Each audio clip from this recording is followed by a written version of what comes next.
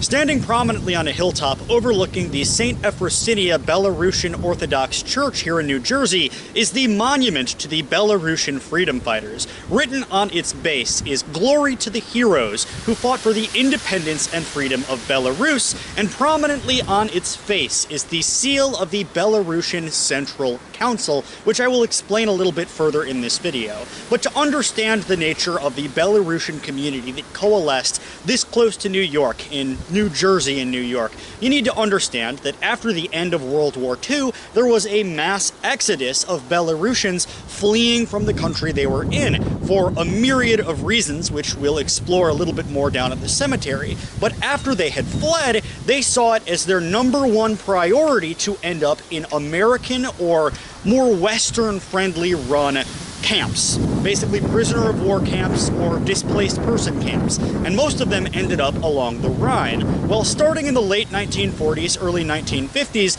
they began to move to this part of New Jersey, and a couple of Belarusian businessmen kind of set up shop.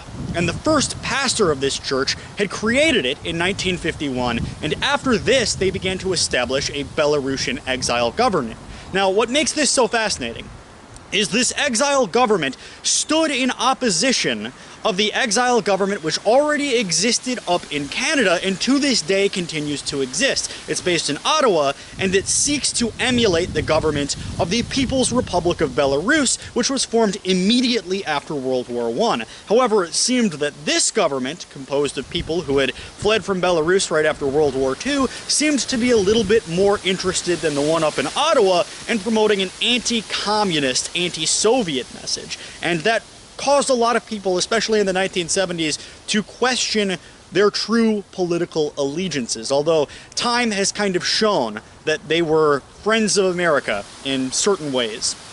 Only very recently was this monument renovated by a group of Belarusian activists, but some of the detractors of the Belarusian community, or people who simply didn't really understand or take the time to acknowledge the history of the Belarusians here in New England, they remarked that the symbol in the center of this Iron Cross looked suspiciously similar to the 30th Waffen SS Grenadier Division. It was composed of Belarusian collaborators. However, it was also the cross of Pahonia, which has been used as a regional symbol in Belarus and Lithuania for hundreds of years. And you can actually see it in the flag here, which is very similar to the Lithuanian flag's coat of arms. You can see there the cross of Pahonia, as well as the flag itself, which is a very interesting story. They said that as a knight came back from battle, his cloths wrapped around him were red with blood.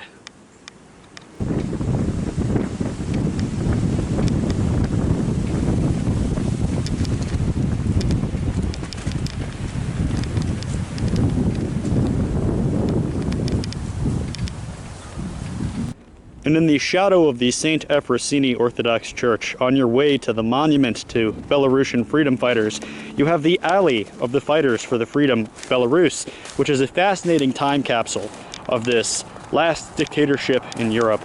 You can see trees planted for such historic events as the victims of Stalinist terror, as well as the 1920 uprising in Slutsk, which was against Soviet occupation. You have others that fought in the 1860s over here, as well as insurgents.